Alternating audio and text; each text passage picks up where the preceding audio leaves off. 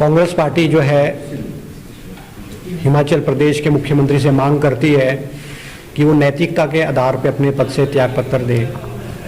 जैसा आप सभी को विदित है कि हेल्थ डिपार्टमेंट में बहुत सारे घोटाले जो हैं वो प्रकाश में आए हैं। सेक्रेटरीट में सैनिटाइज़र खरीदा गया है ऊंचे दाम पे।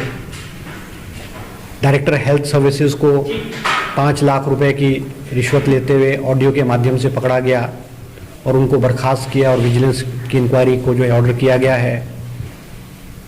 वेंटिलेटर जो कि 3 लाख रुपए के वेंटिलेटर 10 लाख रुपए में खरीदे गए हैं, ये आपके सामने है।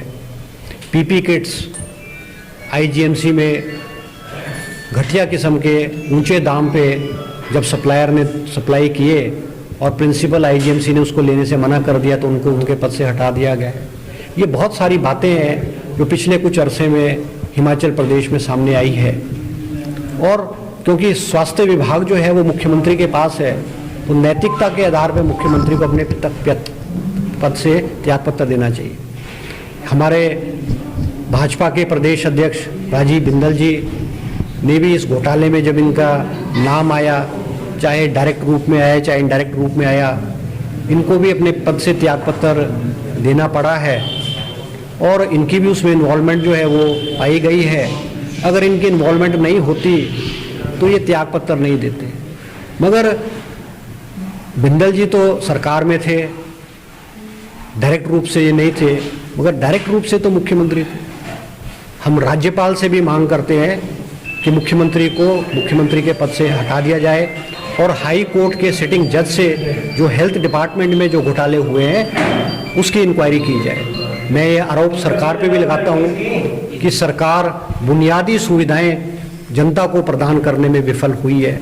आज हमारे बहुत सारे लोग हैं, मजदूर भाई हैं, छोटे छोटे दुकानदार हैं, टैक्सी ड्राइवर हैं, टूरिज़्म से जुड़े हुए जो लोग हैं वो आज बेरोज़गार हो गए हैं। हम सरकार से मांग करते हैं कि ऐसे लोगों की सूची बनाई जाए और हर व्यक्ति को 10,000 रुपये के रूप में जो है सरकार द्वारा आर्थिक जो है सहायता प्रदान की जाए। पृथ्वी सिंह जिला सिरमौर का व्यक्ति है, भाजपा का कार्यकर्ता है, भाजपा का नेता है और किस नेता के सबसे नज़दीक वो है ये सबको पता है। जिस कंपनी को बगैर ऑर्डर के और बहुत ऊंचे दाम पे सोलन की कंपनी को हेल्थ डिपार्टमेंट ने ऑर्डर्स दिए हैं वो भी सबको पता है। इंक्वायरी हो रही है और हम चाहेंगे सरकार से कि एक पारदर्शिता से जो है वो इंक्वायरी होनी चाहिए और सारी चीज़ें जो है वो सामने आनी चाहिए। और सबसे बड़ी बात है, सरकार ने कर्फ्यू एक्सटेंड कर दिया है, 30 जून तक कर्फ्यू एक्सटेंड कर दिया है।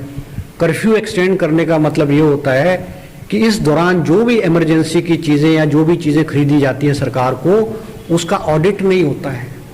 और ऑडिट से बचने के लिए और जो इस दौरान जो घोटाले हुए हैं, जो महंगी दामों पे सस्ती चीज़ें ली गई है, वो सारे को छुपाने का एक प्रयास किया गया है।